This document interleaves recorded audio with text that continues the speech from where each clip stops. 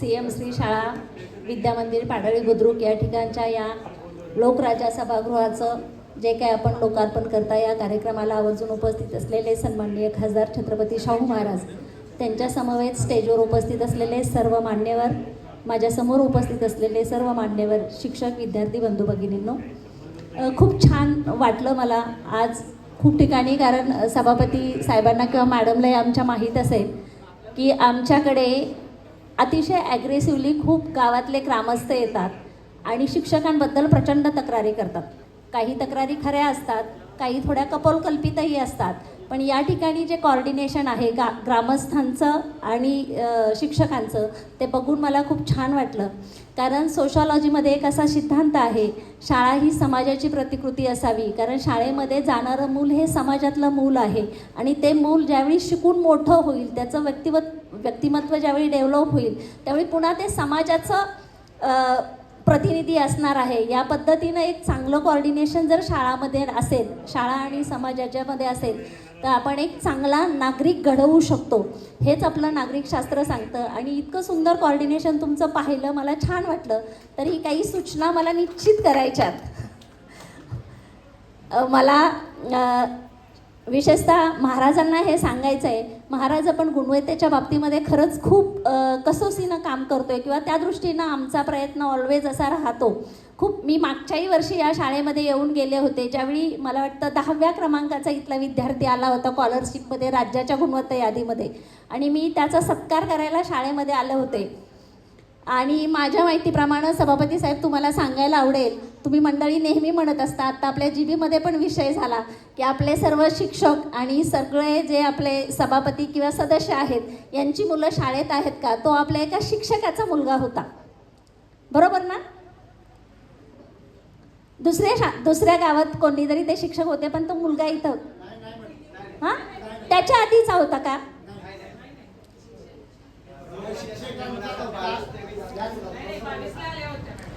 मी ज्यावेळी सत्काराला आले होते, ज्या मुलाशी मी बोलले होते तो त्या शिक्षकाचा एका मुलगा होता. तुम्ही थोडं चेक करा, काही हरकत नाही. हा कारण मी रेफरन्स विसरणार नाही, मी ऑडिओ लर्नर आहे.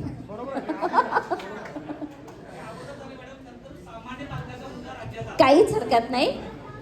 फक्त मी ज्यावेळी बोलत होते त्यावेळी तो रेफरन्स मला शिक्षकांनी किंवा ग्रामस्थांनी सांगितलेला होता. मला इतकंच सांगायचं आहे की आपली 1ली ते 8वी पर्यंतच्या शाळा आहेत.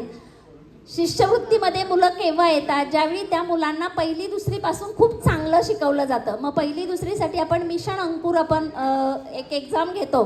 तर मिशन अंकुरचा उद्देश असा आहे की आपल्याला प्रत्येक शिक्षकाचं रँकिंग ठरवता आलं पाहिजे. मला हे ग्रामस्थांसाठी पण सांगायचं आहे. आणि ते रँकिंग आम्ही डिक्लेअर केलं आहे. जमेची बाजू अशी आहे की तुमच्या पाडळी बुद्रुक शाळेतल्या 1लीच्या शिक्षकाचं, गेल्या वर्षीचे 1लीचे शिक्षक कोण होते, हातवर करा जरा. रँकिंग 25व्या क्रमांकाचं आहे तालुक्यात. म्हणजे ही खूप चांगली गोष्ट आहे. ऑब्विसली पहिलं येण्यासाठी प्रयत्न करायचा आहे, खूप स्कोप आहे तुम्हाला, पण ही खूप चांगली गोष्ट आहे. 2रीच्या शिक्षकाचं रँकिंग पण 83 क्रमांकाचं आहे.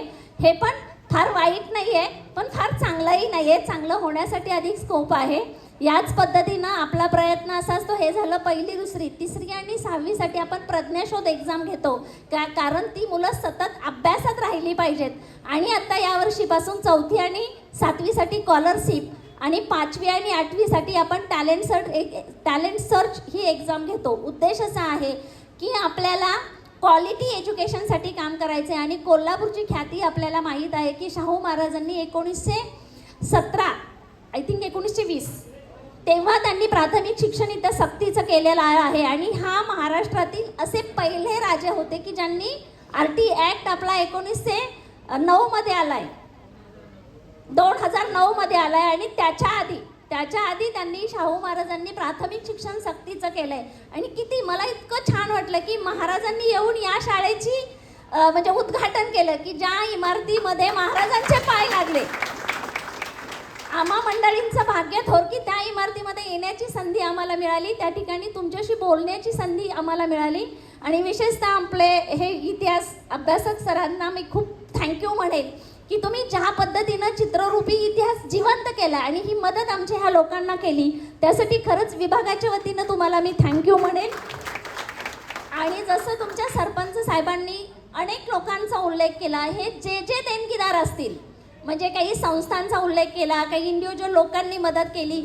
मदत तुम्ही 500 रुपयाची करता का 25 लाखाची करता हा मुद्दा नाही. तुमची देण्याची ती जी दानत आहे, ती दानत, आणि या पद्धतीने शाळा विकसित झाली पाहिजे हा जो भाव ग्रामस्थ म्हणून तुमच्या सगळ्यांच्या मनामध्ये आहे, त्यासाठी विभागाच्या वतीनं खूप खूप तुमचं अभिनंदन, थँक्यू, आभार.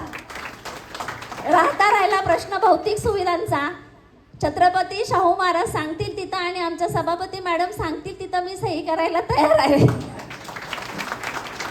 मी फक्त सहीची मालक आहे ह्या लोकांनी, कारण डेव्हलपमेंटचा निधी हा लोकप्रतिनिधींचा अधिकार असतो. लोकप्रतिनिधींनी तो कधी कुठे कसा खर्च करायचा ह्याचं प्लॅन करायचं असतं आणि तो प्लॅन एक्झिक्यूट करणं योग्य आहे का नाही ही तपासण्याची जबाबदारी ऑफिसर म्हणून माझी आहे. आणि तेवढं मी नक्की तपासून म्हणजे सही करून तुम्हाला ते सगळे लाभ देण्याचं दायित्व या ठिकाणी ह्या सगळ्यांच्या सहमतीनं स्वीकारते. मला येण्याची बोलण्याची संधी दिली यासाठी आभार.